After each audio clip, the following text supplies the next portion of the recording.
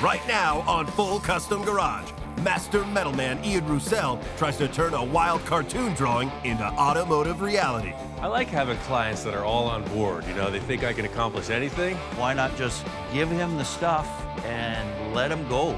He's got this clown car and a bunch of used parts. So it's got a long way to go, baby. I think the only person that can pull it off is Ian. But when things go wrong, See already, we're off. Ian's client is halfway around the world. I got that picture you sent me, and holy. It would be easy to just stack parts. I'm trying to make it look like the drawing. Everything's getting changed. As Ian takes the project to the next level, this could be his biggest challenge yet. Going into this bold-faced and fearless.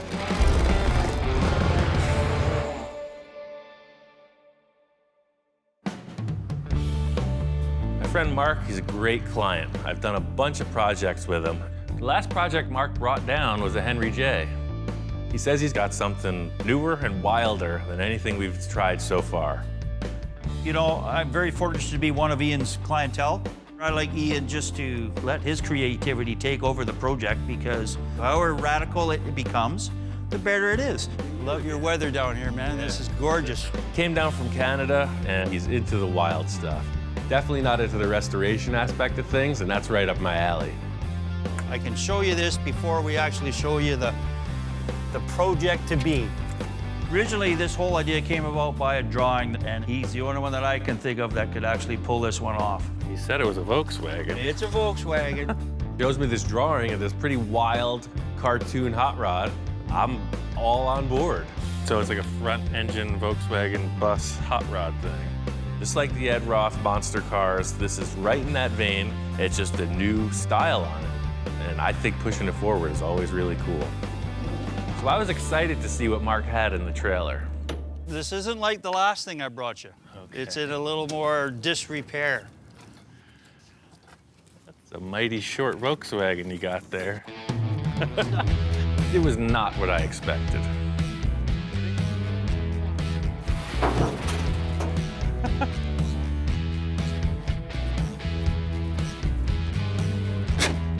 Here come the clowns.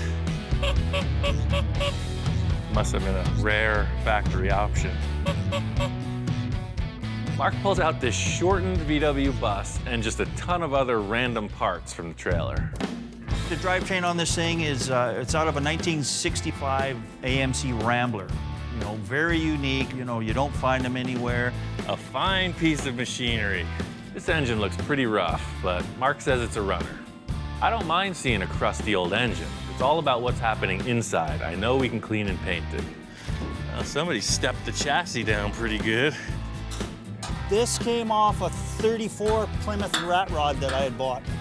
So I thought, well, let's throw AMC running gear in a Plymouth frame, and then now we're gonna put a Volkswagen body on it. You know, let's mix up all the... I like having clients that are all on board. You know, they think I can accomplish anything. Unfortunately for me, the anything gets wilder and wilder. The big challenge is to make it look like the drawing. The stuff Mark's pulled out of the truck looks nothing like what we're going for. Oh, yeah. Oh, it's gonna be awesome. It's gonna be a one-of. I have my own ideas of the way this thing is kind of gonna look. To me, it's kind of rat rodish. I said, Ian, let's make this rat bus. Mark's talking about rat rod. He wants something kind of easy to build. You know, I'm looking at this drawing and I'm seeing full custom show car, like all the way. My time frame's kind of short. I'm kind of rushed down here to drop this off. This is just a quick pit stop for Mark. He's heading back up north, so I got free reign to make this thing happen. That's the excitement. Didn't Forrest Gump say it's, you get a box of chocolates, you never know what you're gonna get? Well, that's kind of the way it is with me and Ian.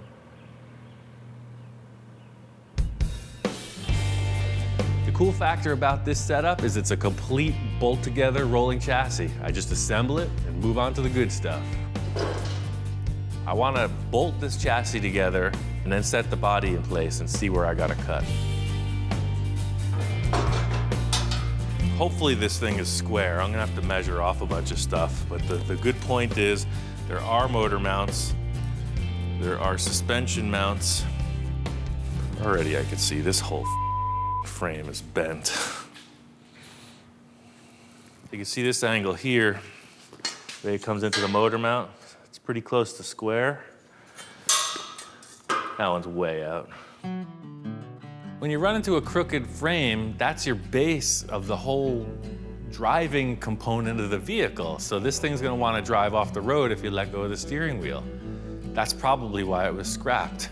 That turns my whole world around. I'm back to the beginning. Typical basket case, that's what I specialize in. So this frame is gonna need some kind of modification. Seeing that this is bent, it's always an indicator of something else that's gone wrong. I'm just gonna bolt it all together, get it rolling, and just see where we're at. Double check everything we've got.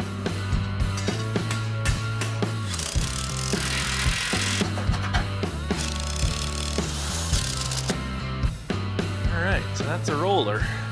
I was really looking forward to just doing the creative, aesthetic portion of this build. After the situation with the chassis revealed itself, it's like I gotta start from scratch. I'm gonna cut this chassis up, man. It's the only way around it. So we're on to plan B. The frame is bent. My idea is to use the existing components in the chassis, fit them up around this engine in a proportion that looks most like the drawing. Mark says this engine has been sitting for a while, and a typical statement of, ran great when it was parked, turns over, it's not seized. I'll clean this engine up later. I want to get it in place and mock the whole car up around this engine. I learned this technique when I was 5 years old, playing blocks in the living room. It's the same process. I got an A+ on that course, by the way.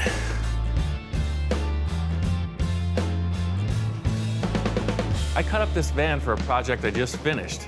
We only used the chassis and the mechanical components. I cut the whole rig in half.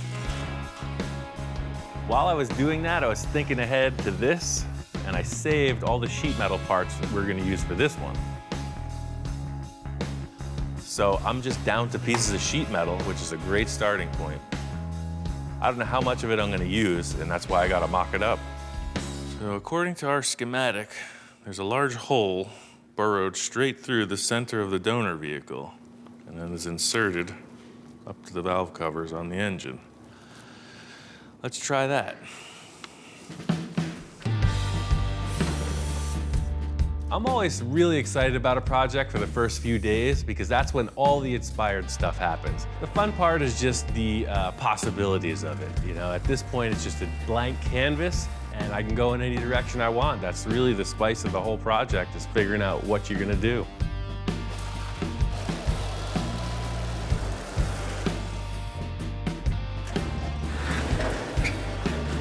This drawing is done by an artist named Johnny Jalopy. He does a lot of really far-out car illustrations that exaggerate reality. So my challenge is to take these proportions and the flavor of his drawing and transfer it into three-dimensional steel. The whole thing in starting off is just getting the parts physically on the floor, see what their dimensions are. I have a feeling this project is going to be all about proportion, and there's nothing resembling typical car proportions that I could see so far. See already, we're off. See, this is showing a short wheelbase, the tire intersecting the corner of that door. So you can see the tire should be as tall as that handle and come way forward. Mark brought this set of white wall tires. A tall, skinny white wall would be the best option, and they're just really hard to find. Mark has these two, and I'm gonna try to make them work. What I'm trying to do is make this tire look as big as possible, and the only way I'm gonna get that is making that body smaller.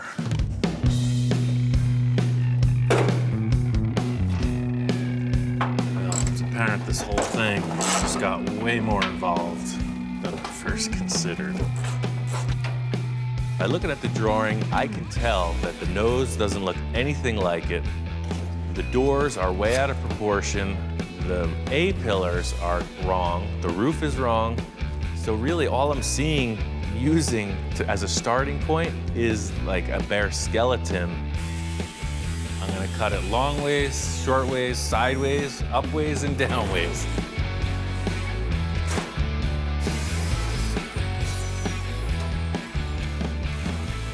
Well, the whole thing with this chassis is it's set up as like a T-bucket hot rod. You know, it's a short wheelbase, big engine, big tires. That's the look. My challenge is to take this utility vehicle and somehow morph it into this cool hot rod shape. If you ever sat in an early model pickup truck, 34 Ford for instance, they're miniature. So this is just getting closer to those proportions. I basically just need to shorten the door by a foot. Any moving part, once you start sectioning, it starts to get a little sketchy. I chose to leave all the latching mechanisms and the hinge mechanism in place. That way I had a 3-point reference, 2 hinges and 1 latch. By leaving all the factory components in place, it's just a huge time saver.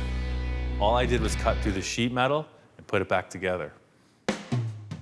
I think I'm onto something. This is looking good. I like the proportions of the lower half of the body, but there's really no other way to go about this other than to recreate an entire new top of the car. We're not out of the woods yet, man. This is a good start. Before I get carried away with the body design, I need to build a chassis to support it. In order to get this frame squared up, I put it up on the table, cut it apart.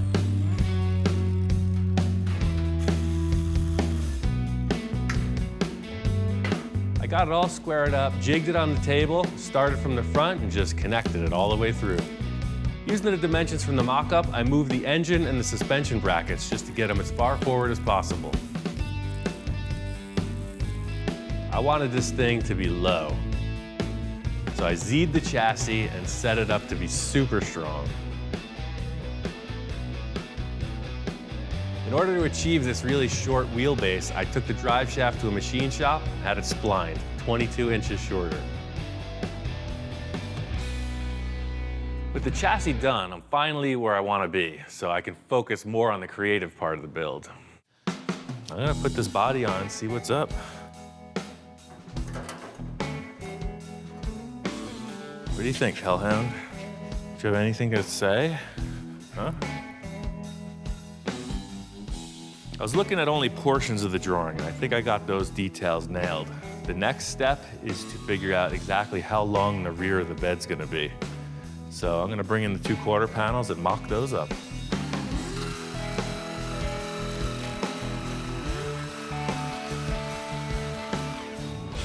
Wait a second. This quarter panel's in really bad shape. Look at all this body filler. You start cutting into old stuff and you see everybody else's modifications and repairs. The old Bondo bucket. That's the thing, it's all delaminating. Look at this. What this is an old repair. Somebody in their grand wisdom decided to rivet the panel back together after either rust or collision, and then used a metallized filler in place of a proper welding job. So this whole quarter is junk. You're pulling the paint off of a project, seeing what's beneath, you know there's gonna be body filler. It's typical old car stuff. It's really a bummer when you see rivets, cancer, really bad body panels. So this is a pretty big curveball. The driver's side turned out to be really good. There's a little filler through here, but this one was never creamed. That's totally usable. The plot thickens. I'm gonna put this good quarter panel on and see how it looks. It's all about moving forward.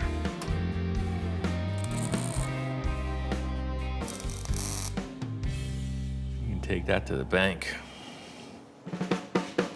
I'm looking at that, and I'm looking at that, and I'm very happy with it. His picture shows the bed being a little bit bigger, but I think this nails it. The shorter bed makes the wheel look bigger, and that's a win. The remedy here is to build the vehicle with this nasty quarter panel. The last thing is replace it. The drawing only shows one angle of the car. There's a lot of design elements that I gotta come up with. There's a VW show coming up in town, and I want to get some inspiration. I've been living, you know, out in the clouds. I want to come down to earth, see what people are doing with their cars, and it's pretty darn conservative. So I see all of these single cab and double cab VW pickups. That's exactly what this drawing was based on, so it's good to check them out in 3 dimensions. The early split window VWs have that unique V shape in the nose, and then of course the split flat glass windshield. The one we're using is a later model. It has a curved glass windshield. I could see how you would short step this whole process by using one of these early models. I don't really like to take a nice early car and chop it up. I'm all about taking spare parts, making something cool, a resurrection, if you will. My task here is to use the parts I have, make it look more like the older VWs, and of course, as much like the drawing as possible. I think I can make it happen. I'm trying to move this thing along. I pulled the engine out and took the body off the chassis. My friend Jackie's an artist, and she's gonna help me paint this engine. Everything's looking good. She's got the first coat of red going on, but I knew there was a couple things I didn't want brush painted. All right, Captain, I got a plan. What's the plan? We're gonna paint the valve covers black, and then the whole chassis is gonna be the same thing, spray can black. Got it. I think the red looks great on the engine block. I think if we paint these valve covers black and then detail out the rest, it should be good. So, Oh. yeah, that's trouble. I'm thinking I'm gonna take these valve covers off so I can spray paint them, and underneath was just a disaster. What? That looks awesome. What's going on in there? There's some kind of stalactites in there. There's all kinds of corrosion. I don't know where this engine's been, but it looks like it was underwater. So we're gonna have to clean it all out? I don't know what we're gonna have to do. This could be toast. What is this? Look at that. Okay. It's pure gunk. You always know you're gonna hit walls. There's hurdles to overcome, but pulling these valve covers off and seeing this massive blob of corrosion, it like takes the wind out of your sails. I'm gonna talk to Mark. Let me take a couple pictures of this, because he's gonna be interested to see. Mark's whole gig from the start was using the existing parts. The entire chassis is built to support this driveline. So this engine we were committed to, he said it ran great when he parked it. Everybody says that. This does not speak towards that event. When did he park it? I think he parked it in 1959, the year before they assembled it. My design is reliant upon this engine, so I gotta talk to Mark and see what his game plan is. Just keep coloring it, at least it'll look nice, sitting in the corner, if I don't kick a hole in the freaking door. Mark is in Afghanistan. It's hard to get a hold of him, so we use text messaging pretty regularly. Yeah, Mark is in agreement. He writes, "Dang, that looks very bad." He only has access to the computer at certain times, so I'm gonna set up a Skype call with him for later. It's all about moving forward, you know? It's kind of a bummer, but there's plenty of more creative work to do. All right, so today's adventure, that does not look like that, so I'm going to make it. How's that sound? The drawing shows an earlier split window. We've got a later bay window bus. I want to make this look just like the drawing, so I have to build a whole new windshield frame and dashboard. I just took 2 pieces of sheet metal, put them in the brake, and created this flange that the window glass will attach to via a rubber gasket.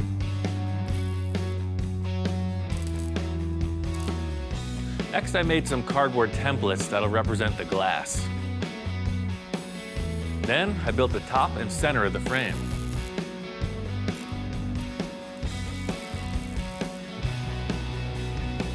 The roof on the drawing is a super unique shape, and I'm trying to figure out how to make that happen. When I was at the VW car show, I was looking at a bug roof from the back, and it just gave me an idea. I have one of these domes, and it's just way more pronounced than the bus roof. If you really look at the Beetle, you'll see that towards the windshield, it flattens out. It's the most curvy right above the back window. So I cut the rear portion of the roof off and stuck it on here backwards, and it worked perfect. What's not to like about that? That's it. See, his drawing has a really nose-down attitude. You don't even care. This is a breakthrough. This is a moment. It's roof still needs a lot of work, but just to get this dome and put it in place is a big breakthrough. That's the proportion. I'm using this round tube to create the front of the visor on the roof, and this is going to represent a drip rail all the way around the perimeter. Just slapping a piece of sheet metal on, looks pretty loose, ragged, so this gives the sheet metal a definite formed edge. No sharp metal, nice rounded edge, and it's strong. Now that I see this, I am genuinely impressed. It looks great. Pretty committed to replicating the drawing as close as possible, but in working with these metal shapes, I think it's given this windshield area an even cooler look. This is just a little more radical. You got some really cool dimension as compared to this, it almost looks flat. It was nice to end the day on a positive note. I'm gonna talk to Mark about the engine situation tomorrow. If we can't find another engine, and this could really set us back. I got the whole front windshield established. The next big challenge is the rear portion of the cab. The drawing doesn't really show what's going on back here, so I'm leaving that open to my interpretation. I got a cool idea where I'm going to utilize the rear tailgate of the van and split it in half and make two. The portion with the rear window will be back here, and then the lower portion with this detail of the body sheet metal will stay here. Being that the cab is so much narrower, the whole rear window frame and the rear hatch have to be reconfigured. It'd be nice to just cut it in half and put it in place, but all the proportions are changed. Taking all the leftover pieces of the car and just refitting them in a way that the hinge mechanism will work and the rear hatch will open and close smoothly. It's just way smaller. So, you want to ride this thing, don't you? I know I do. That opens, you got your breeze. There's room to cruise, man. It's gonna totally work. So, the second part of this is the lower hatch. I'm gonna leave the center. It's twice as much welding. I'm gonna put both sides inward.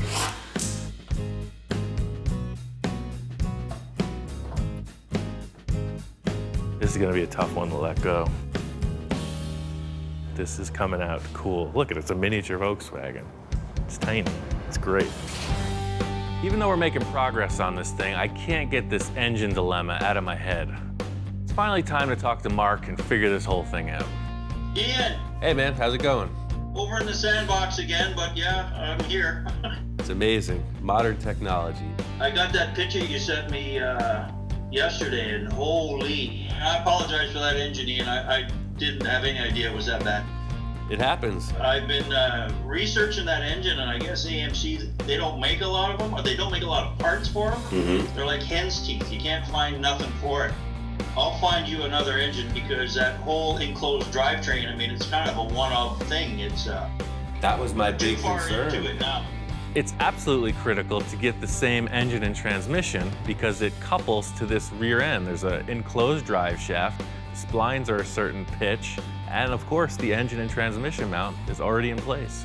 It's not as simple as just swapping out the engine unless we find another AMC. Yeah, no, I hear you. No, I don't want you to change what you've already done. You've got way too much work and time into the way it looks right now. It looks awesome. So I'll get a hold of my boys back up in Canada, and we'll just start a search. You just leave the engine in my hands, and hopefully I'll get a home run for you. All right, cool. After talking with Mark, I was glad to hear that he'll get a duplicate or replacement engine. I should just carry on, and that's good news for me. Before I finish up the roof, I just wanted to wrap up a couple loose ends on the body. The rear quarter on this van was toast. It was really rotten. It was buckled in. There was no other way around it but to replace it. The interior of this cab is so small, I'm just trying to add as much room for a person to drive in. I wanted to get a good solid structure created before I finished off the top pillars. So just having everything here rigid is what I needed to set up so nothing changes shape. With the structure of the lower portion of the cab in place, now I can finish the roof off. The roof is a pretty complex shape, and I think this will be the most challenging part of the whole build. So I'm gonna lead off this restructuring of it by creating the door tops.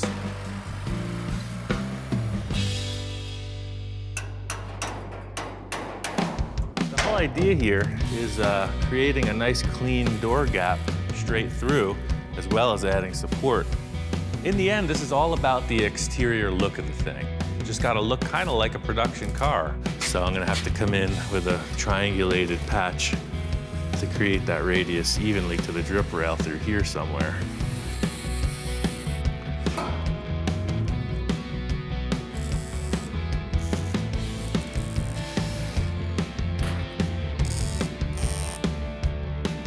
Just like with the rest of the project, I've got my blinders on. You know, I'm working through one portion at a time, nailing that and moving on. So I get this drip edge finished and realize the part I wasn't looking at is this internal bracing. The location of this rear arch is just all wrong. You know, his drawing is pretty slick. I'm just trying to keep that vibe and bring it all the way around to the parts you don't see in the drawing.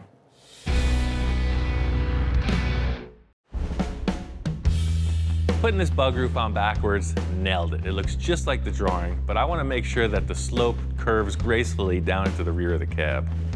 I don't think that thing's doing anything. I think I can sawzall that right off. Famous last words.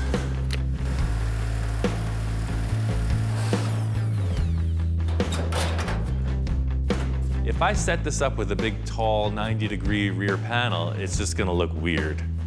It's about being efficient. At this point, I could always cut way too much and patch back in, just trying to make one join, one seam across the top of the roof. And I think it's time for the old envisioning tool. Critical element in every build is the envisioning tool. You know, I don't know who else uses one of these, but I've got a number of them. To get this roof right, I'm gonna have to just focus. So you see, anything could happen with this roof line. So if that's coming up like that, I got my two marks. Yeah, see, that's kind of baseball hat style right there. The whole purpose with this technique is to just see how the roof line is gonna flow out. With the original structure in place, it was gonna look like a big hunchback. What I'm trying to do is just take this curve and make it flow gracefully right into the visor over the windshield. The whole thing about this roof and my enjoyment of it, I guess you could say, is just that I'm trying to figure it out as I go along. No preconceptions, just letting the metal tell me where to go. Thought I was gonna use this piece of the old van roof, but it was it's a lot less of a radius than I had anticipated. See, they put this little ridge and then the roof really just flattened out. I need to carry that up all the way to here. I was gonna make one. So the rear portion of the roof is gonna be scratch built. I'm gonna use the slip roller, set it up with a curve, just kind of hand form it into shape and weld it on. Hey look, it's gonna work. So to tie together the whole rear of the roof, it was the same story as the front, just a piece of round tube, just made two corners and then a center section. Each time I join the tube, I'm putting a little sleeve inside. Just helps you line everything up, tack it in place, and just move around the perimeter of the roof. This roof's got to be symmetrical, so I'm just starting with the center portion to get that arch going over the top. The left and right quarters are going to have to be made independently. It's a really complex shape on each side, and keeping them symmetrical is the goal. This is like a giant puzzle, you know, and you don't realize what the puzzle looks like until the pieces are mostly into place, and you still got some loose holes to fill in. Sometimes my dyslexia comes into play pretty well.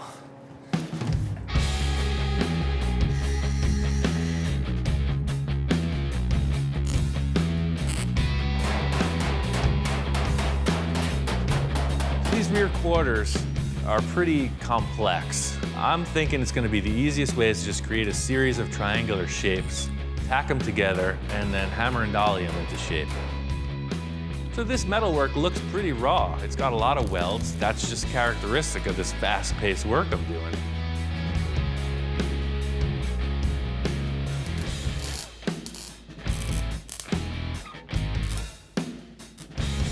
Yeah, actually from this view, that's the drawing.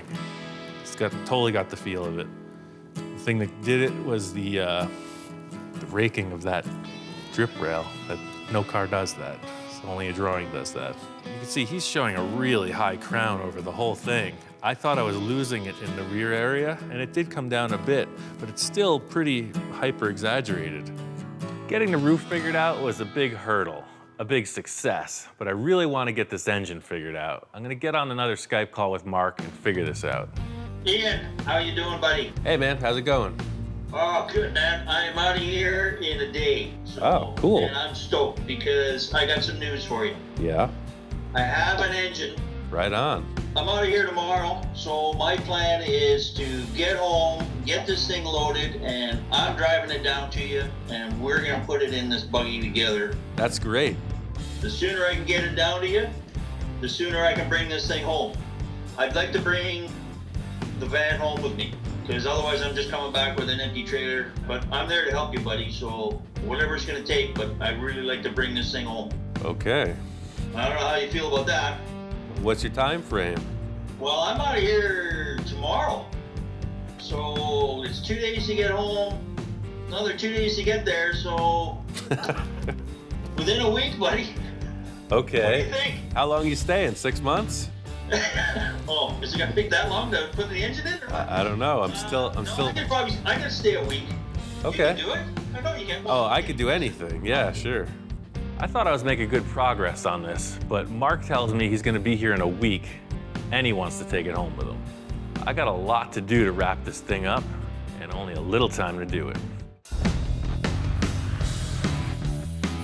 Even though the fabrication is not 100% finished, I needed to get this filler on here, compare it to the drawing, and just see where they're at. Just getting this thing skinned out so that it has its final appearance is a huge hurdle. Have to get finished with the last few elements of fabrication, firstly being the dashboard. I slept with this under my pillow last night, and I thought that I saw something in the dashboard. The drawing isn't very revealing on what the interior of the thing looks like, but I see this little bulge in the line of the dashboard, so I just want to incorporate that element. I'm all about just making things go quickly. So instead of forming something to be the dashboard, I got a pile of stuff, and I think I could find what I need in there. I just need to get away from this bodywork for a while, so instead of standing here in the same spot, I'm gonna move over 10 feet and dig a hole under the table. Something like that. This is a piece of a semi-truck exhaust. I'm thinking the dashboard's gonna be a semicircle, so any tubular shape. It could be a muffler, could be an exhaust pipe, who knows? I got tons of round metal shapes, and if I can find one I can cut apart, I just put it back together. I think this tube will be perfect for the dashboard. As long as it's long enough, I can split it in half. The idea is cut this thing in half, then I have twice the linear footage, mock it up in the body and see where I need to splice it.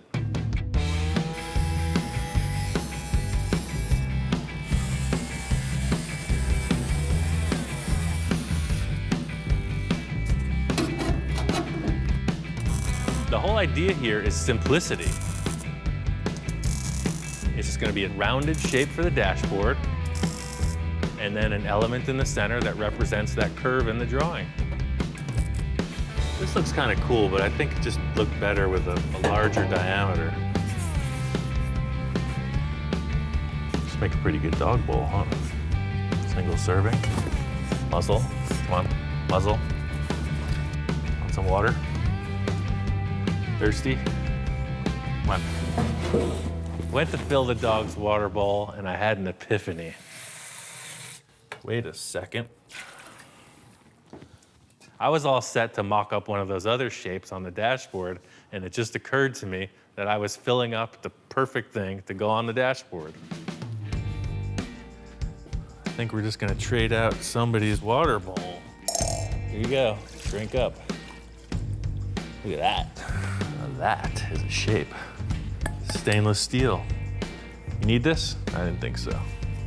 Right away, I can tell this dog is attached. He's had his face in this bowl since he was born. So there's a level of attachment. I'm gonna have to break it.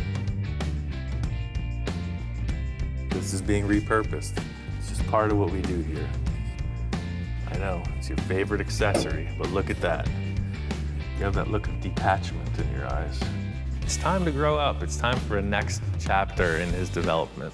I can put some kind of a gauge right here on the space. This is gonna be painted and finished like the rest of the car. I'm just looking for the right shape.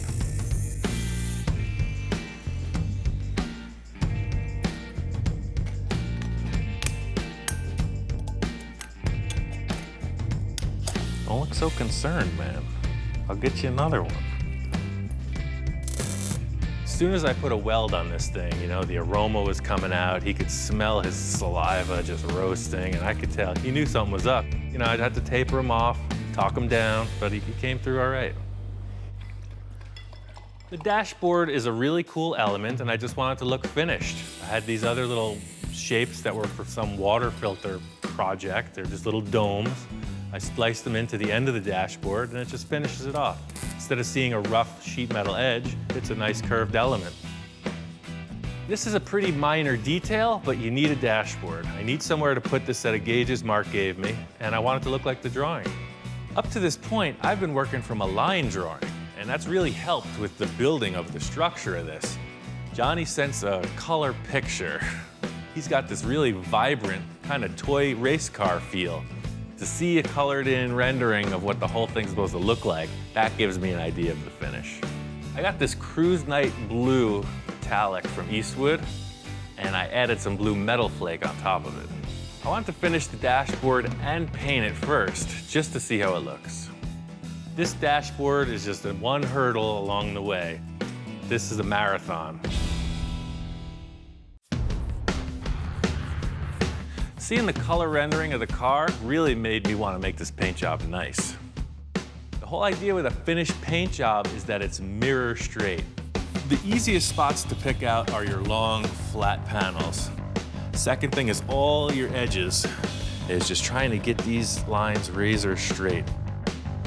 This portion of the process is really something that I've been fixated on because it takes the metalwork to the whole next level. You can do great metalwork and everything, but it's always gonna need this type of finish. The better metalwork you do, the less filler you're gonna need. I got this 3M Platinum Plus body filler, and it lays out like nothing I've ever used. It's totally smooth, there's no air bubbles in it, and it sands really easy.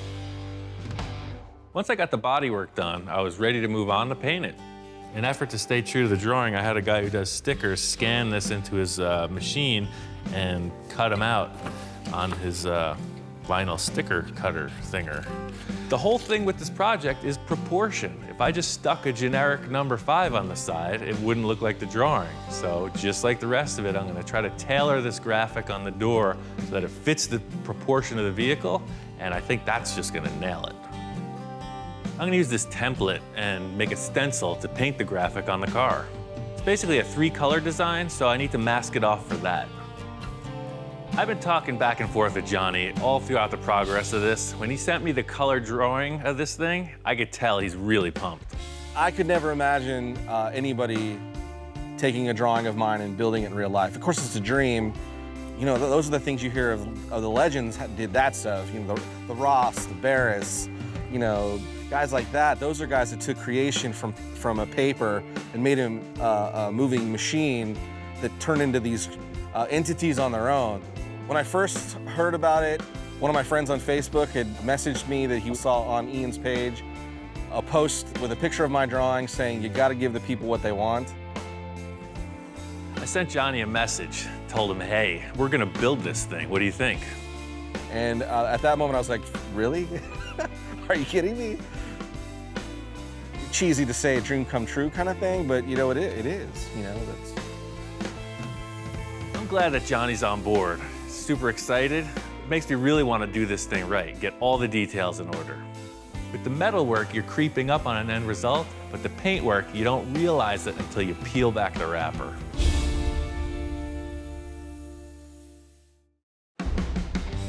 The whole thing with paint work is it's all setup time.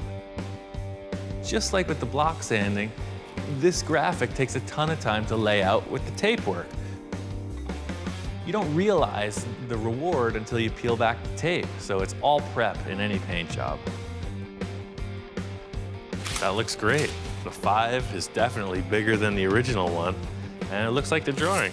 I'm stoked. Getting this tape peeled back, I could see that all the work I did with the razor blade and fastening the tape to the door came out with a really good result. Yeah, look at that. Looks like a giant cartoon. Seeing this thing come from just a pile of parts to where it's progressed to now makes me just want to keep on pushing, make this thing into a full custom show car. On the next episode of Full Custom Garage, Master Metalman Ian Roussel continues the transformation of the cartoon hot rod. He can make anything out of nothing. Back of the cab opens. It wasn't supposed to be like this. Our plan was here. Ian takes it to here. Mark pulled the engine out and I could tell this dude is serious. But when things go wrong, My heart just sank. Ian's looking at me like, you're right. and with his client out of the game, Ian switches the lineup. While Mark's gone, I really want to surprise him. I want to make some progress on his Henry J. I leave the guy for a day and a half, and I come back, and bam, truly amazing. With the team back together, it's all hands on deck. Mark is out of his mind. Johnny is totally charged up about this. There's sawdust everywhere. There's parts and pieces all over the place. We're in the trenches.